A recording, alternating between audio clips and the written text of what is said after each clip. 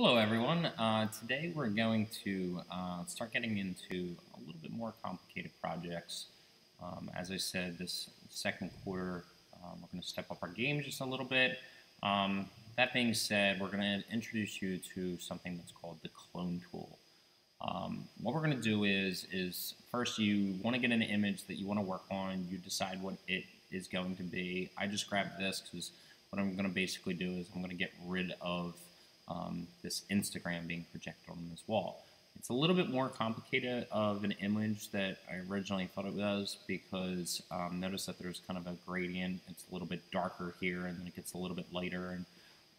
But for today's tutorial, I'm just going to mess with it and see what I can get from it. I'm going to do it rather quickly, so it's not going to look perfect, but you're going to obviously take your time and do it right. Today's project, as I said, the clone tool, this is where basically if you take a picture of someone and they have like a pimple or a scar or something like that, and they want to get rid of it for like a magazine cover or something like that, this is basically the tool that they use to do that. The first thing we're going to do though is I want us to show the before and after. So what we're going to do is we're going to go up to Document, Resize Canvas.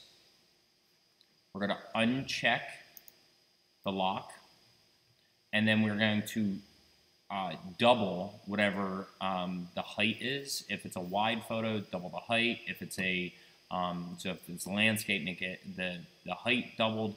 If it's a portrait style, which is up and down, you're going to make the width wider. The width is here on the left. The height is on the right. So I'm going to double 1080. Which is 2160, so 2160. Make sure the lock is undone first, and then after that, I'm just going to hit resize. And you're going to notice that it's literally double the length. As we learned before, we're going to hit Command J to duplicate, so you can see how I have a duplicate layer, and I'm going to move that layer down. If you hold the Shift button, remember, you can bring that down, and it brings it down at a nice even path. So here's my before, and we're going to do this one with the after. So only work on this bottom one here.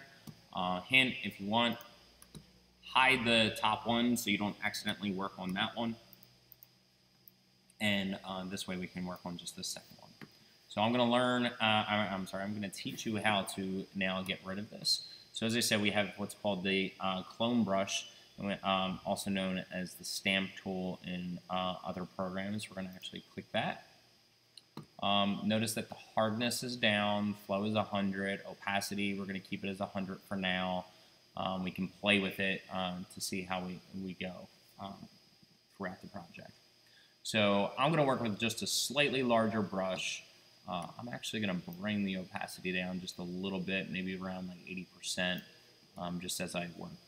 So the first thing is we're going to hit the Option button. The Option button is the middle button between the Command and the Control.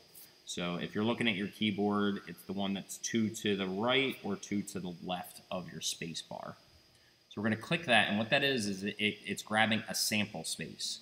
So if I click here, all right, that is going to basically where I'm going to start, and I just start clicking away. Make sure you're on your actual layer, which I wasn't. So I'm going to start just clicking away. The assistant automatically rasterized it because remember when we add photos in, they're not always rasterized. So I'm clicking and dragging. I'm trying to work from the top down. Notice that right above my circle that I got here, there's a little bit of a little pointer. That's basically where you're sampling from. And I brought the opacity down because I want these to kind of blend each other. If you need to, you can just reselect an area. So I'm going to grab this area right here, and then I'm going to go directly below it, so this way I can get the same shading. And I just keep working this down little bits at a time. Don't do too much. As I said, I'm going a little fast because I just want to make this a nice, short, quick video for you. You're going to take your time.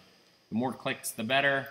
Sometimes you have to come in and add some color from the side or from the bottom just to be able to to blend it. Notice that I accidentally got a little too far to the right, so I gotta hit undo. After I hit undo, I'm gonna grab a different spot again. This time I'm gonna go right here in the center of that line, so this way I can make that line go back up and down again. Again, mine's not perfect because I'm rushing it.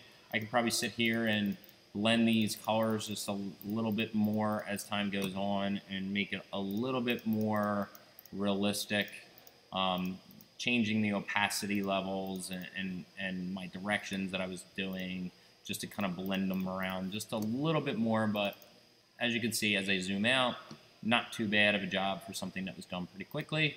I bring back the original.